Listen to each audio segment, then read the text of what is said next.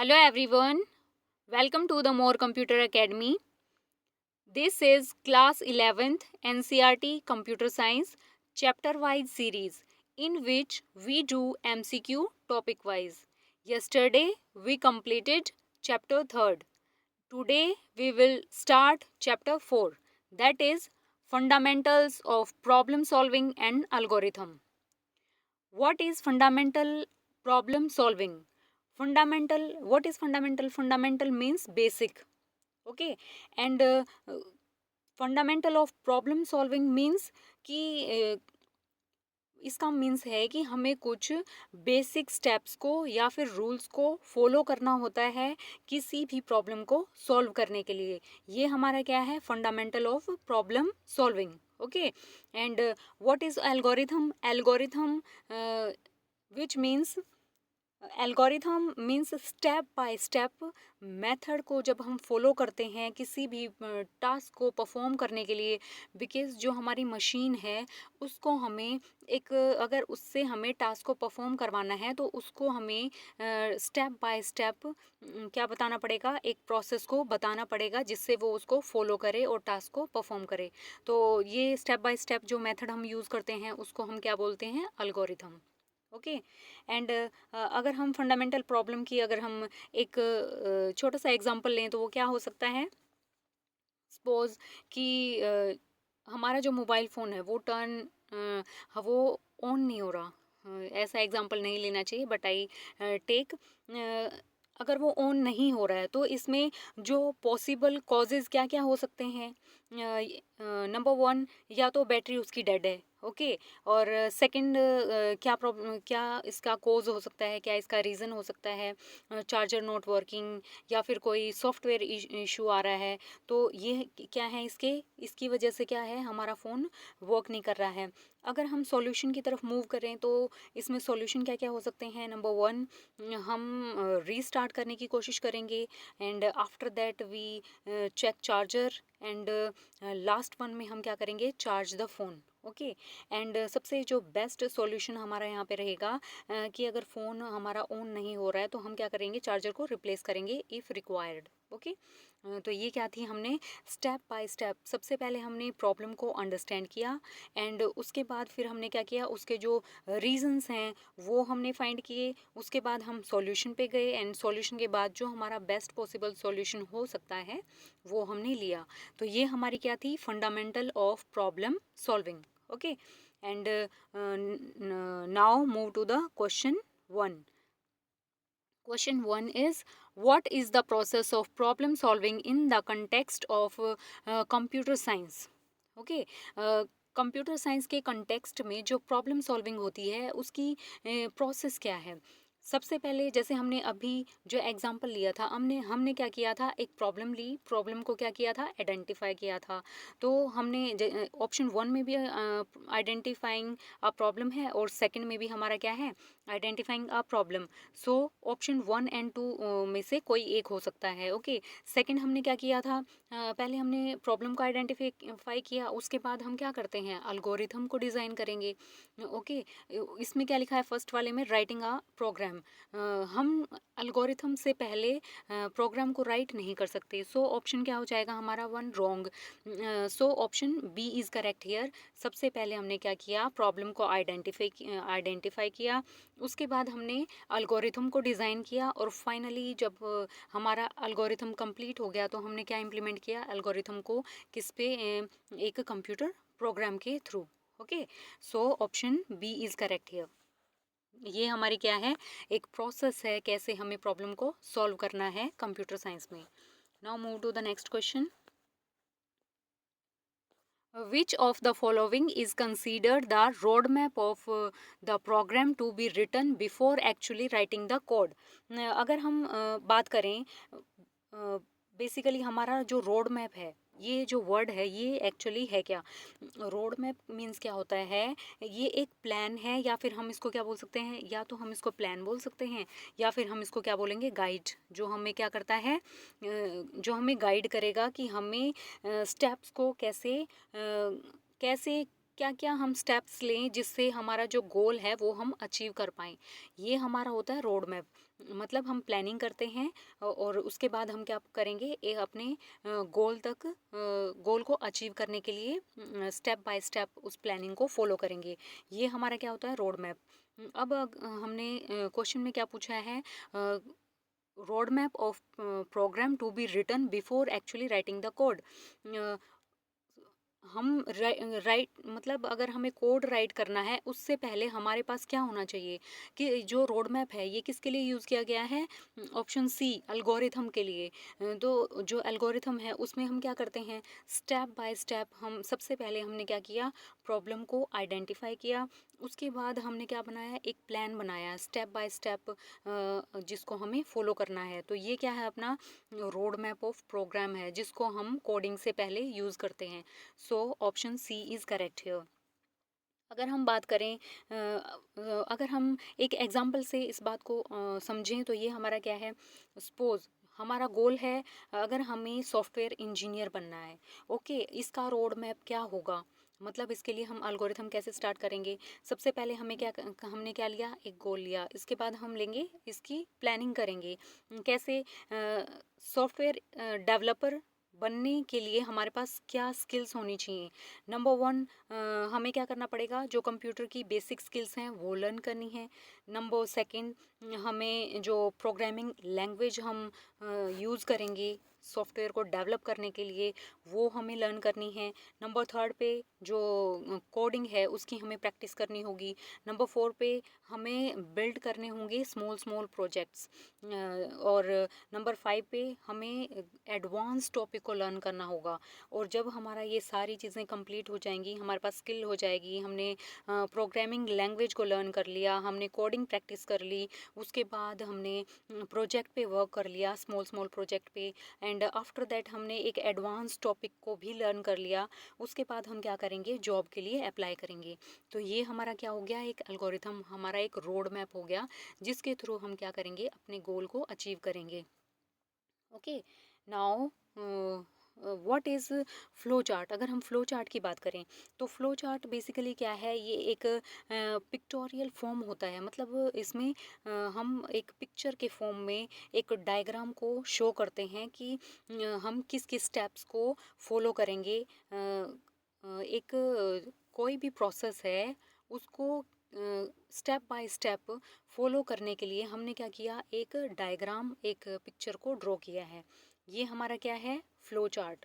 And अगर हम बात करें फ्लो चार्ट में हम क्या यूज़ करते हैं, अगर हम सिंबल की बात करें तो जैसे अगर हमें स्टार्टिंग में जब हम फ्लो चार्ट स्टार्ट करेंगे तो हमारे पास क्या, कहाँ से शुरू करेंगे, ओवल शेप से। ओवल शेप में हम ओवल शेप से क्या करेंगे, हमने अपने प्रोग्राम को मतलब फ्लो चार्ट को स्टार्ट किया, ये स्टार्ट और एंड के लिए हम क्या करते हैं, इसका ओवल शेप का यूज़ करते हैं।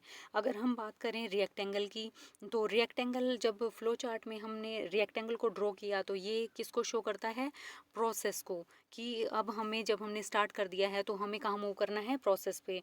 एंड अगर हम बात करें इसमें नंबर थर्ड पे, अगर हम डायमंड की बात करें, क्योंकि जब भी हमने कोड लिखा है तो उसमें क्या होती है, कुछ कंडीशंस होती हैं, हमें डिसीजन लेना होता है कि उसके लिए हम क्या करेंगे, डायमंड का यूज़ करेंगे। और ये डायमंड क्या शो करता है, अपना डिसीजन। अगर कोई स्टेटमेंट ट्रू है या फॉल्स है, हमें लूप में एंट्री करनी है या उससे एग्जिट होना है, उसके लिए हम क्या कौन सा जो अपना सिंबल है हम यूज़ करते हैं, डायमंड का। अगर हम एरो की बात करें तो एरो क्या शो करता है, ये जो हमें डायरेक्शन को फॉलो करने के लिए कौन सी मतलब लेफ़्ट मूव करना है, राइट मूव करना है, अप मूव करना है या डाउन। तो ये एरो क्या बताता है हमें, हमारा जो फ्लो होगा वो किस डायरेक्शन में होगा, इसको हम बोलेंगे अपना फ्लो चार्ट। अगर हम बात करें सूडो कोड की, ऑप्शन नंबर बी, जो सूडो कोड है ये एक्चुअली होता क्या है, जब भी हम इसमें जब हम राइट करते हैं, ठीक है, कोई भी अल्गोरिथम है उसको बिल्कुल ही सिंपल और प्लेन लैंग्वेज में जब हम उसको लिखते हैं उसको हम क्या बोलते हैं, सूडो कोड। ओके, जो अल्गोरिथम है उसको जब हमने प्लेन वर्ड्स में हमने लिखा है उसको हम क्या बोलेंगे, सूडो कोड। सूडो कोड हम लिखते क्यों हैं, एक तो इससे हम क्या कर पाते हैं, ये हमें हेल्प करता है जो हम लॉजिकली क्या करेंगे, थिंक करेंगे। लॉजिकली हम क्या करेंगे, थिंकिंग हम सोच पाएंगे कि जो हमारा प्रोग्राम है वो एक्चुअली वर्क कैसे करेगा। ठीक है, प्रोग्राम के वर्क को हम लॉजिकली समझ पाते हैं इस कोडिंग से कि हमें एक्चुअली काम करना क्या है। अगर हम एक एग्जांपल लें, जैसे सपोज कि हमने 2 नंबर्स को ऐड करना है, तो उसका सूडो कोड क्या हो सकता है। जैसे सबसे पहले हमने क्या लिखा, स्टार्ट। ओके, हमने स्टार्ट लिखा, उसके बाद हम क्या लेंगे, हमारे पास इनपुट होना चाहिए। ठीक है, हमारे पास इनपुट कितना होना चाहिए, 2 नंबर को ऐड करना है तो हमारे पास 2 इनपुट होने चाहिए, ए और बी हमने ले लिया। ओके, उसके बाद हमें क्या करवाना है, इनको ऐड करवाना है, तो इसके लिए हमने सम लिखा। सम किसका, ए और बी का। ठीक है, ये हमने ए और बी लिया। उसके बाद हम क्या करेंगे, जब हमने स्टार्ट कर लिया, इनपुट दे दिया, सम कर दिया, उसके बाद हमें प्रिंट करवाना है, मतलब हमें कुछ आउटपुट शो होना चाहिए। उसके लिए हमने प्रिंट के लिए हमने यहाँ पे सम लिख दिया, और एट द एंड हमने क्या कर दिया, स्टॉप कर दिया। ओके, ये हमने क्या किया, एक सूडो कोड लिखा है, जिसमें हमने सबसे पहले क्या किया, स्टार्ट किया, फिर हमने इनपुट दिया। 2 वेरिएबल हैं, मतलब जिनका हमें ऐड करना है, इसलिए हमने 2 इनपुट लिए हैं, ए और बी। हमें उनको ऐड करवाना है तो सम, अगर हमें सब्ट्रैक्ट करवाना है तो हम माइनस करेंगे। फिर हमने प्रिंट करवा दिया, और ये हमारा स्टॉप, ये हमारा क्या है, अपना सूडो कोड। अगर हम बात करें इसके बाद, अगर हम बात करते हैं सोर्स कोड की, सोर्स कोड में हम क्या लिखते हैं, सोर्स कोड मीन्स ये है कि जैसे ही हमारा एल्गोरिथम कंप्लीट हो जाता है, उसके बाद जो स्टेप हमें फॉलो करना है वो होता है अपना सोर्स कोड, जिसके थ्रू हमारा क्या होगा, जो भी हमने सोर्स कोड बनाया है, एक पर्टिकुलर, जैसे हमने सी प्रोग्राम है, उसमें हमें एक प्रोग्राम लिखना है, तो उस प्रोग्राम के लिए हमें कुछ रूल्स को, कुछ सिंटैक्स को फॉलो करना होता है, जो एक पर्टिकुलर कंपाइलर सॉफ्टवेयर के अंदर ही हम क्या करते हैं, सोर्स कोड को लिखते हैं। जैसे हमने टर्बो सी का अगर हम यूज़ करते हैं प्रोग्राम को लिखने के लिए, तो उसमें टर्बो सी का, ओके, उसके अंदर जब हम सोर्स कोड को लिखेंगे तो उसमें हमें कुछ रूल्स को फॉलो करना होता है, जिससे जो हमारा कंपाइलर है, और जो सी और सी प्लस प्लस लैंग्वेज हैं, उसमें हम क्या यूज़ करते हैं, कंपाइलर यूज़ करते हैं, और कंपाइलर क्या है, अपना लैंग्वेज ट्रांसलेटर। ठीक है, तो ये हमारा क्या करता है, कंपाइलर क्या करेगा, हमने जो भी कोड लिखा है, जो हमारा सोर्स कोड है, उसको ऑब्जेक्ट कोड में टर्न करता है। ओके, उसको इसमें ट्रांसफॉर्म करता है, किसको, सोर्स कोड को किस में चेंज कर देगा, वो ऑब्जेक्ट कोड में। Okay, now move to the next question. According to the text, which entity cannot solve a problem by itself? Okay, here option A is correct, mechanic. अगर text के according क्या solve नहीं करेगा अपना problems को खुद से, वो है अपना मैकेनिक, क्योंकि उसको क्या चाहिए, हमें एक प्रॉब्लम्स को बताना होगा, तभी तो वो प्रॉब्लम सॉल्व करेगा। अगर हम बात करें प्रोग्रामिंग लैंग्वेज की, प्रोग्रामिंग लैंग्वेज बेसिकली ये प्रोग्रामिंग लैंग्वेज का मीन्स ये है कि जब भी हमें कोई भी कोड राइट डाउन करना होता है, उसके लिए हमें कुछ प्रोग्राम लैंग्वेज को सिलेक्ट करना होता है कि हमें जो कोड लिखना है किसी भी प्रॉब्लम को सॉल्व करने के लिए, उसमें हमें सी की नीड है, सी प्लस प्लस की नीड है, या पाइथन की नीड है। ये हमारी क्या है, programming language. C and C plus plus की अगर हम बात करें, इसमें हम क्या करते हैं, ट्रांसलेटर का, कंपाइलर का यूज़ करते हैं। अगर हम पाइथन की और आर की बात करें, जैसे हमारा पाइथन है, वो किस लैंग्वेज ट्रांसलेटर का यूज़ करता है, इंटरप्रेटर का। ओके, इंटरप्रेटर का हम उसमें यूज़ करते हैं, किसमें, पाइथन में। और ये हमारी क्या है, ये जो लैंग्वेज हमने यूज़ की हैं, Python, C, C plus plus, R, ये सारी हमारी क्या है, प्रोग्रामिंग लैंग्वेज। जो जो भी हम कोड हम लिखेंगे, उसको किस में कन्वर्ट कर देता है, ये जो कंपाइलर है, इंटरप्रेटर है, लैंग्वेज ट्रांसलेटर है, ये करते हैं हमारे सोर्स कोड को ऑब्जेक्ट कोड में कन्वर्ट। और ये हमने पढ़ी क्या, प्रोग्रामिंग लैंग्वेज। अगर हम बात करें कंप्यूटर की, तो what is computer. Computer basically एक ऐसी मशीन है जो क्या करता है, इनपुट को एक्सेप्ट करता है, उसके बाद जो भी उसने इनपुट लिया है उसको क्या करेगा, प्रोसेस करेगा, और उसके बाद वो क्या करेगा, एक आउटपुट जनरेट करेगा। तो ये अपनी क्या हो गई, एक कंप्यूटर, हम इसको मशीन बोल सकते हैं। एंड एन एल्गोरिथम के बारे में हमने अभी पढ़ा था कि जब भी हमें किसी भी प्रॉब्लम को सॉल्व करना है, तो हमें उसको स्टेप बाय स्टेप उसके कुछ रूल्स को फॉलो करना होता है, जिसको हम क्या बोलेंगे, एल्गोरिथम।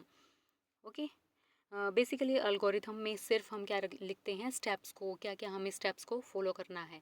ओके, ये हमारा क्या था, algorithm. Now move to the next question. What is the first step in the methodical approach to problem solving? Okay मतलब हमें जब भी हम प्रॉब्लम को सॉल्व करेंगे तो जो हमारा पहला स्टेप होगा वो हमारा क्या होता है, इसमें सबसे पहला जो स्टेप होता है वो क्या होता है, हमें प्रॉब्लम को आइडेंटिफाई करना होता है। तो so option D is correct here, analysing the problem. हम क्या करेंगे, प्रॉब्लम को सबसे पहले आइडेंटिफाई करेंगे कि प्रॉब्लम है क्या। जब हम प्रॉब्लम को समझ पाते हैं कि ये प्रॉब्लम है, उसके बाद हम क्या सोचेंगे कि क्या क्या इसके इनपुट हो सकते हैं, क्या इसका आउटपुट जनरेट होगा। एंड उसके बाद हम क्या करेंगे, उसके लिए कुछ जो अल्गोरिथम है वो लिखेंगे, उसके बाद हम सोर्स कोडिंग पे जाएंगे। तो सबसे पहला स्टेप क्या होता है, एनालाइजिंग द प्रॉब्लम। अगर हम बात करें अल्गोरिथम की, अल्गोरिथम हमने अभी रीड किया, स्टडी किया था। एंड व्हाट इज़ कोडिंग, अगर हम कोडिंग की बात करें तो ये एक बेसिकली एक राइटिंग इंस्ट्रक्शंस होती हैं। ओके जिनको क्या कर जो क्या होती हैं, ये एक ऐसी इंस्ट्रक्शंस हैं जिनको कंप्यूटर क्या करता है, अंडरस्टैंड कर पाता है किसी भी टास्क को फॉलो करने के लिए। उसके लिए हम क्या करते हैं, कोडिंग होती, ये अपनी ह्यूमन रीडेबल इंस्ट्रक्शंस होती हैं। इनको कुछ लैंग्वेज ट्रांसलेटर्स की हेल्प से हम क्या करते हैं, इसको कन्वर्ट करते हैं मशीन लेवल लैंग्वेज में। ओके ये हमारी होगी कोडिंग। अगर हम बात करें टेस्टिंग की, अपना जो टेस्टिंग एंड डिबगिंग है, इसमें क्या होता है, ये हमारे प्रोग्रामिंग के ही पार्ट हैं, टेस्टिंग और डिबगिंग। अगर हम बात करें टेस्टिंग की, टेस्टिंग में हम क्या करेंगे, जैसे भी हमने कोड लिखा अपने प्रोग्राम में। ओके हमने एक प्रोग्राम बनाया, हमने कोड लिखा, उसके बाद क्या करेंगे, हम उसको चेक करेंगे, मतलब हम उसको क्या कर रहे हैं, टेस्ट कर रहे हैं कि हमारा जो प्रोग्राम है वो प्रॉपर तरीके से रन होगा कि नहीं होगा। अगर उसमें कोई भी बग अगर हमें फाइंड होता है, बग मीन्स एरर, क्या होता है, बग मीन्स होता है एरर। अगर कोई भी एरर अगर हमें मिल जाता है किसी भी पार्ट में, तो वो क्या होगा, पाइथन में क्या होता है, जैसे हमें एरर मिलेगा वो अपना जो उसका आउटपुट है वो जनरेट ही नहीं होगा, क्योंकि क्या होगा, एरर शो होगा। ये हमने क्या किया, टेस्टिंग, जिसमें हमने एग्जामाइन किया है किसको, कोड को। अगर हम बात करें डिबगिंग की, तो डिबगिंग में क्या होता है, डीबग डीबग बग मीन्स क्या था, अपना एरर। डीबग मीन्स जो जो एरर हमने फाइंड किया है अब हम उसको सॉल्व करेंगे, क्योंकि हमें क्या चाहिए, आउटपुट। और आउटपुट कैसे जनरेट होगा, जब हम एरर को डिबग कर देंगे, जब हम उसको फिक्स कर देंगे, उसके बाद ही हमें क्या मिलेगा, आउटपुट। तो जब हम एरर को फाइंड कर लेते हैं, उसको सॉल्व कर देते हैं, तो ये किसका पार्ट हो जाएगा, डिबग का। Okay and now move to the next question. What is the primary purpose of the analyzing the problem stage? Okay अभी जो भी हमने प्रॉब्लम को एनालाइज किया, तो उसके लिए हमारे पास जो प्राइमरी पर्पस होता है वो हमारा क्या होगा, प्राइमरी पर्पस एनालाइज करने, आइडेंटिफाई करने से पहले क्या होना चाहिए, हेयर हमें सबसे पहले क्या करना होगा, अंडरस्टैंड करना होगा उस प्रॉब्लम को। Okay to so option C is correct here, to clearly understand what is to be solved and find out the required input and output. Option C is correct here, हमें सबसे पहले understand करना होगा कि हमें solve क्या करना है, उसके इनपुट क्या क्या रिक्वायर होगी, क्या उसका आउटपुट होगा। तो ये क्या होता है, अपना प्राइमरी पर्पस होता है किसी भी प्रॉब्लम को एनालाइज करने के लिए। Okay now move to the next question. Which key characteristics of algorithm is represented by the principle that the algorithm always stops after a finite number of steps? अब इसमें हमें क्या बोला है कि जो हमारा अल्गोरिथम होता है, ठीक है, उसके अंदर क्या करेक्टरिस्टिक्स होता है उसका, कि उसमें ऑलवेज हमारे क्या होते हैं, फाइनाइट नंबर ऑफ स्टेप्स होते हैं। ठीक है मतलब कुछ फिक्स नहीं बोल सकते, मतलब एक ऐसे स्टेप्स को हमें ऐसे स्टेप्स हमें लिखने होते हैं जिनका जो क्या हो, जिन जो फाइनाइट हों। ओके फाइनाइट मीन्स जिनका एंड पॉइंट होता है। तो यहाँ पे क्या हो जाएगा, फाइनाइटनेस। ओके फाइनाइटनेस मीन्स कि हमने जो एल्गोरिथम स्टार्ट किया है उसका एक एंड पॉइंट है। ओके ये इसका करेक्टरिस्टिक्स है। अगर अगर हम बात करें ऑप्शन ए की, प्रिसीजन की, प्रिसीजन में क्या होता है, जब हमें कोई भी मिस्टेक कोई भी प्रॉब्लम है, जब हमें वो एग्जैक्ट बिल्कुल क्लियर है, बिल्कुल ही एक्यूरेट हमें उसका पता है कि प्रॉब्लम एक्चुअली ये है, तो ये हमारे माइंड में क्या हुआ, प्रिसीजन, मतलब हमारे माइंड में क्लियर हो गया कि हमारी प्रॉब्लम एक्चुअली क्या है। अगर हम बात करें यूनिकनेस की, तो यूनिकनेस में क्या होता है, बिल्कुल ही जब एक यूनिक कोई भी एक जो किसी चीज़ से मैच ना करे, वो बिल्कुल ही यूनिकनेस को हम उसको बोलते हैं।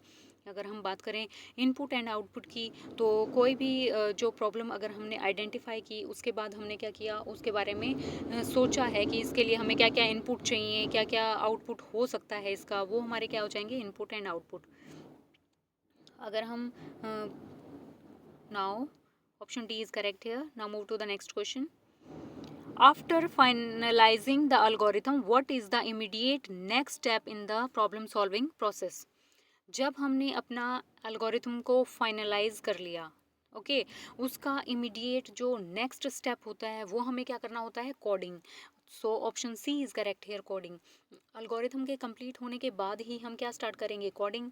अब कोडिंग हमने पढ़ा था कि कोडिंग में क्या करते हैं, कुछ इंस्ट्रक्शंस होती हैं स्टेप बाय स्टेप हमें जिनको फॉलो करना होता है, हमें कुछ रूल्स को, सिंटेक्स को, जो भी हमारी हाई लेवल लैंग्वेज का हम यूज़ कर रहे हैं, उस लैंग्वेज का जो कोड है, जो रूल्स होते हैं, वो हमें कोडिंग में फॉलो करने होते हैं।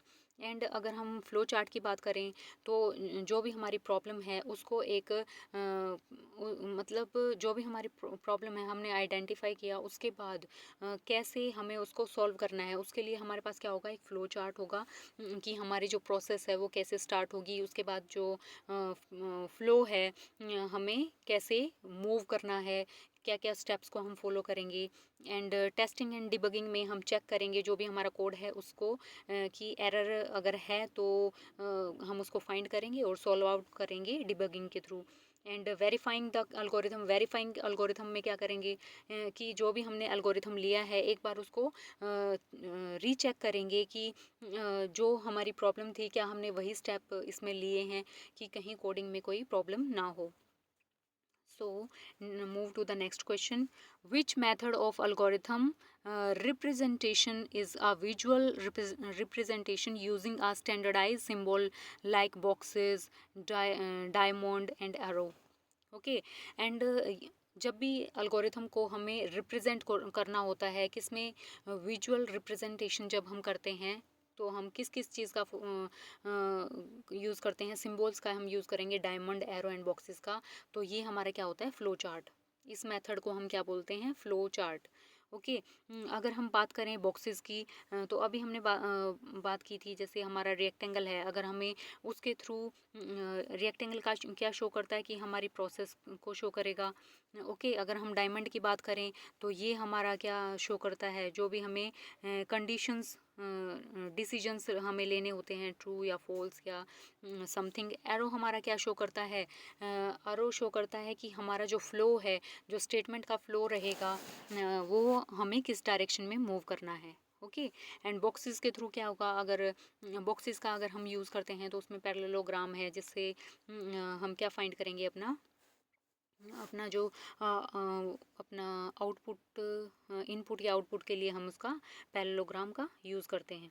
ओके, सूडो कोड अपना क्या होता है, एल्गोरिथम को जब हम लिखते हैं उसका जो प्लेन जो लैंग्वेज का हम यूज़ करते हैं, उसमें बिना किसी सिंटेक्स के हम अपना क्या करते हैं, उसमें बिल्कुल सिंपल एक बहुत ही स्मॉल कंसाइज वे होता है ये किसी भी प्रॉब्लम को लिखने का, इसको हम क्या बोलेंगे, pseudo code. Okay, source code क्या है, जब हाई लेवल लैंग्वेज को हम यूज़ करते हैं उसमें हमें क्या करना होता है, कुछ अल्गोरिथम को कंप्लीट होने के बाद हम क्या करते हैं, source coding. And source coding में हम कुछ रूल्स को फॉलो करते हैं, ये हमारा क्या हो जाएगा, source code. High level language की अगर हम बात करें तो ये क्या है, ये एक प्रोग्रामिंग लैंग्वेज है। हाई लेवल लैंग्वेज क्या है, एक प्रोग्रामिंग लैंग्वेज है जो इजीली ह्यूमन क्या कर सकते हैं, जिसको रीड कर सकते हैं, राइट कर सकते हैं और उसको अंडरस्टैंड कर सकते हैं। ओके, एंड अगर हम बात करें हम इसका यूज़ क्यों करते हैं, जब ह्यूमन लैंग्वेज को अगर हमें कन्वर्ट करना है मशीन लैंग्वेज में, तो हम क्या करेंगे, कुछ ट्रांसलेटर का हम यूज़ करते हैं। फॉर एग्जांपल इसमें कुछ लैंग्वेज का हम यूज़ करते हैं, अपना Python, Java, C plus plus, C sharp, JavaScript, इन सब का यूज़ करते हैं। ओके, ये हमारी क्या है, high level language. Now move to the next question. What is pseudo code? हमने अभी पढ़ा था सूडो कोड क्या होता है। बिल्कुल ही प्लेन लैंग्वेज, जो हम बिल्कुल सिंपल लैंग्वेज लिखते हैं उसको हम बोलेंगे। तो और उसमें हम क्या करते हैं, बिल्कुल ही सिंपल एक छोटे से वर्डों से हम क्या करते हैं, एक अपनी प्रॉब्लम को डिफाइन करते हैं, और ये ह्यूमन रीडेबल फॉर्म में होती है। तो so option C is correct here. जिसको कॉमन लैंग्वेज है उसको हम क्या बोलेंगे, नॉन फॉर्मल लैंग्वेज। एंड ये किस फॉर्म में होता है, ह्यूमन उसको ईजिली रीड कर पाता है, और ये हेल्प करता है प्रोग्रामर की एक एल्गोरिथम को राइट करने के लिए। ओके, सबसे पहले हम क्या करते हैं, एक सूडो कोड लिखेंगे, उसके बाद हम क्या करेंगे, algorithm,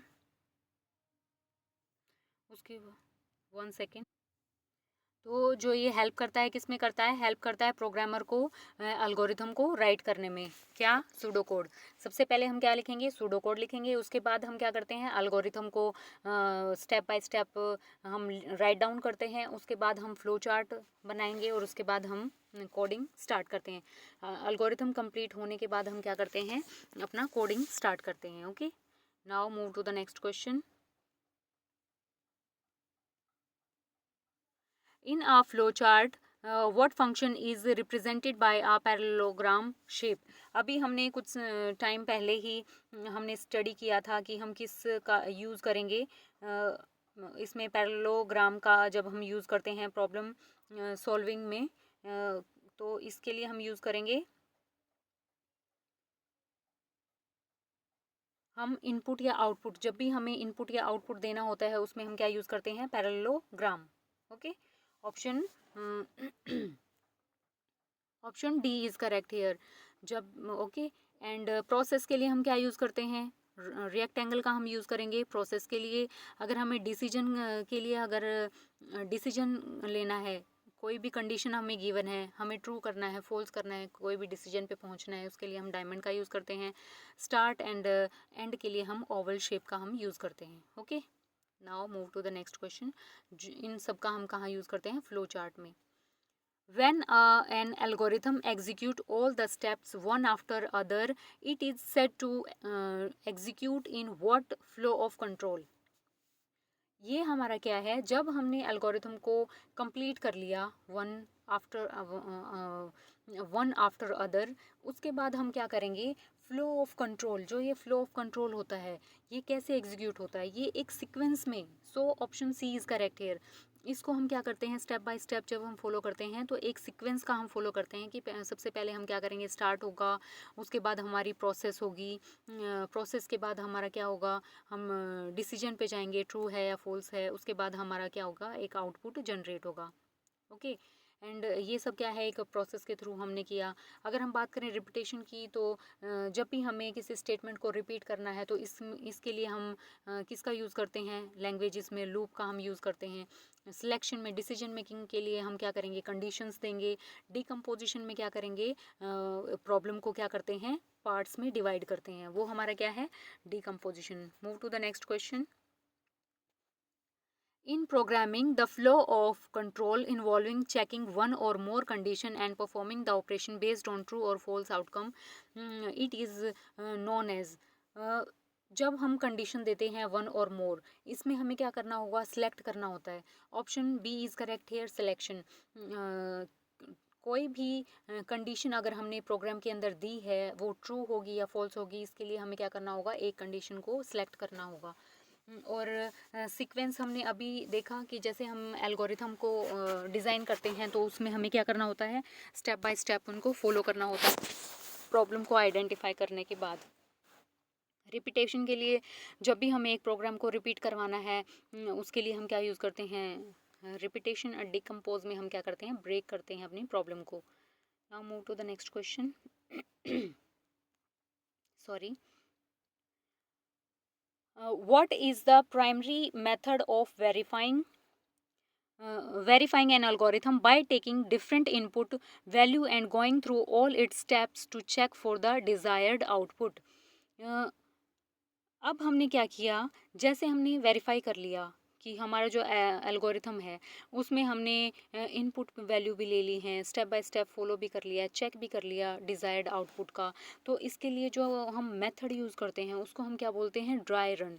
option A is correct here. अगर हम ड्राई रन की बात करें तो ये बेसिकली जब हम मैनुअली प्रोग्राम को चेक करते हैं, जैसे हमने एक प्रोग्राम बना लिया, हमने सोर्स कोड लिख लिया है, उसके बाद जब हम मैनुअली उसको चेक करते हैं उसको हम क्या बोलते हैं, ड्राई रन। ओके, कि जो हमारा प्रोग्राम है वो प्रॉपर तरीके से रन होगा, कहीं कोई स्टेप मिस्टेक तो नहीं है, या फिर उसके बीच में जो लॉजिक हमने रखा है वो प्रॉपर तरीके से हमने किसी चीज़ को मिस तो नहीं कर दिया, उसमें सेमी कॉलन वगैरह भी हो सकते हैं, या फिर कोई भी ऐसी मिस्टेक ना हो जिससे हमारे जो प्रोग्राम है, जो कोड है, उसमें कोई प्रॉब्लम ना आए।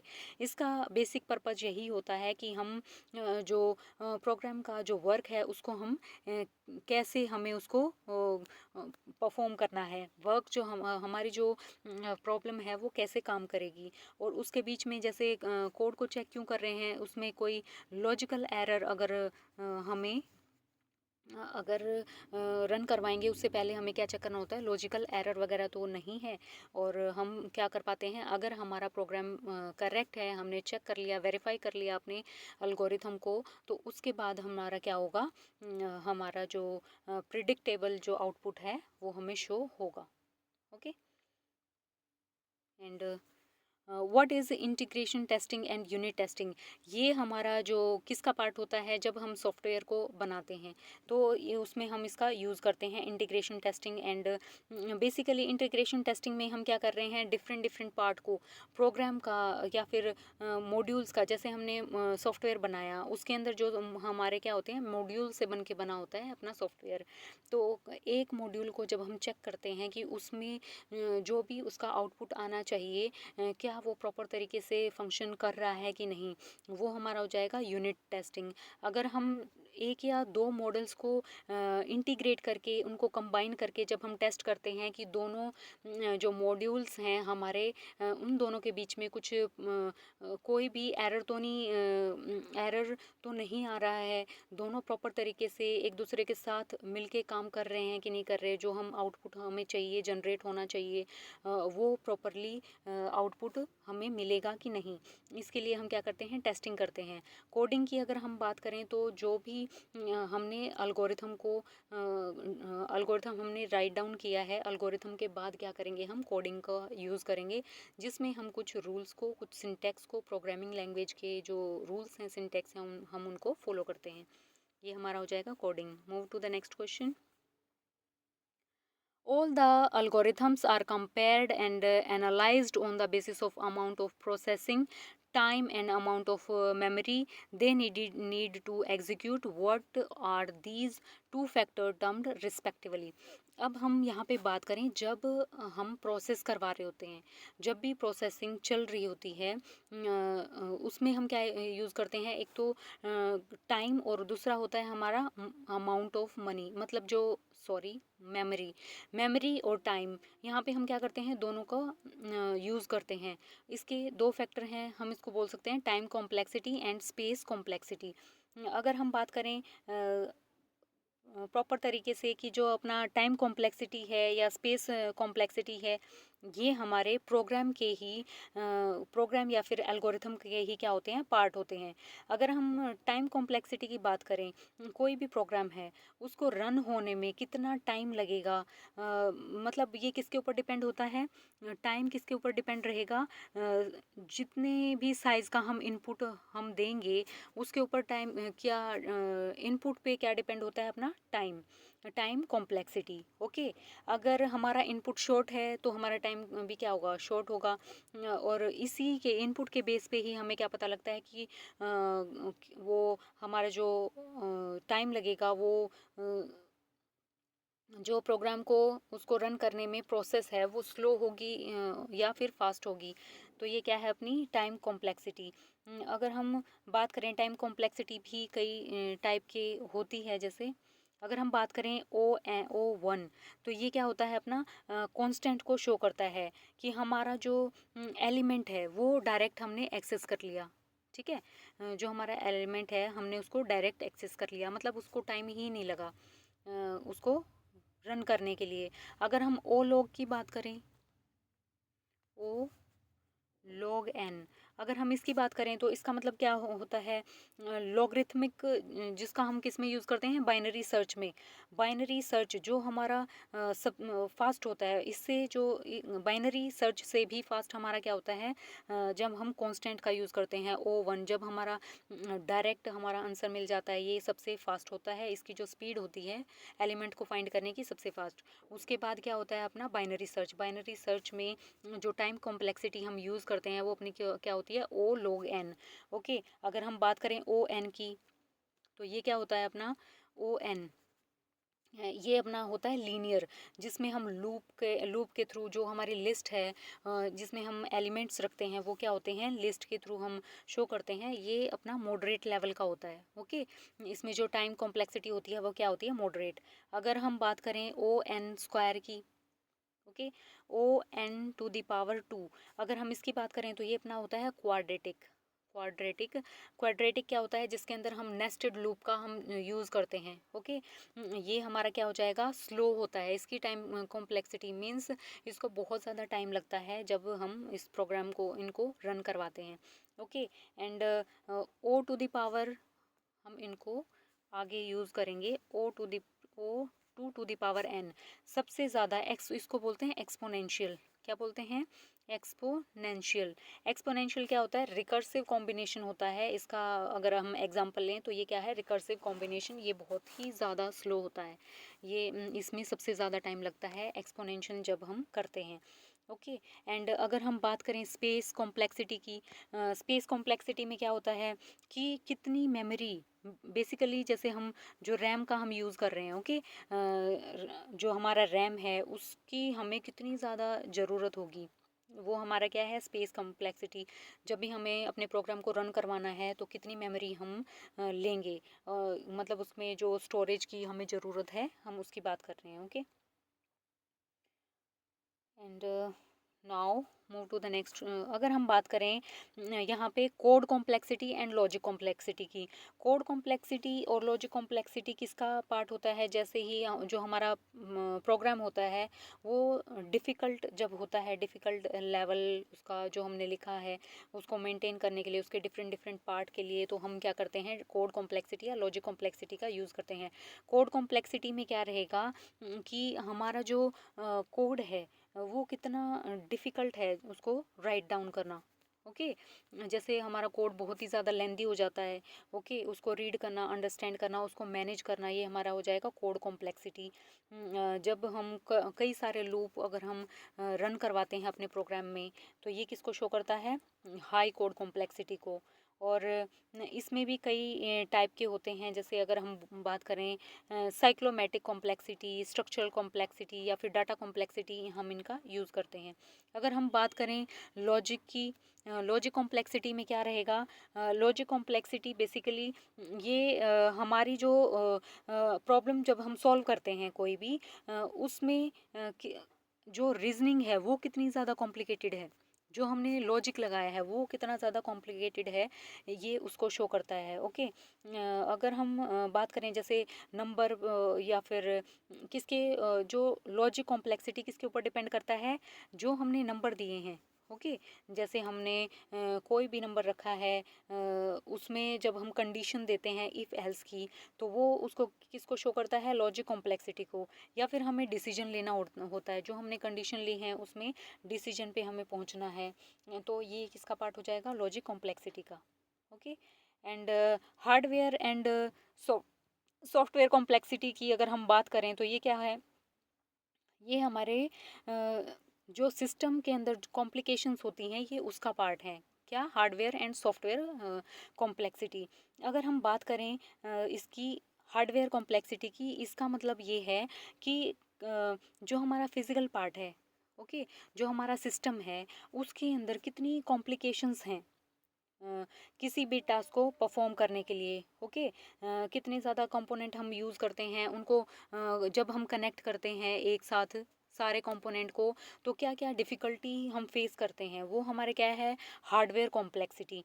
मतलब उसको डिज़ाइन करना, उसको बिल्ड करना, उन कंपोनेंट्स के बीच में कनेक्शन को एस्टेब्लिश करना, ये क्या है, बहुत ही हार्डवेयर कॉम्प्लेक्सिटी हम इसको बोलते हैं। और ये जब हमारे पास ज़्यादा कंपोनेंट होते हैं, जैसे सीपीयू है, कोर है, सेंसर है, चिप है, ये सारी चीज़ें हैं, तो ये जो हार्डवेयर कॉम्प्लेक्सिटी है उसको इंक्रीज़ कर देते हैं। ओके, अगर हम बात करें सॉफ्टवेयर कॉम्प्लेक्सिटी की, तो ये हमारा क्या है कि जो भी हमारा प्रोग्राम है, ओके, जब हम उसको डिज़ाइन कर रहे हैं, अंडरस्टैंड कर रहे हैं, मेंटेन कर रहे हैं, वो कितना ज़्यादा डिफ़िकल्ट है। ओके, एक सॉफ्टवेयर को डिज़ाइन करना, उसको अंडरस्टैंड करना या फिर उसको मेंटेन करना कितना टफ़ होता है, ये शो करता है अपना सॉफ्टवेयर कॉम्प्लेक्सिटी। इसमें जो इंस्ट्रक्शंस होती हैं उनके बीच में जो लॉजिक हम अप्लाई करते हैं, उसकी कॉम्प्लेक्सिटी को शो किया जाता है।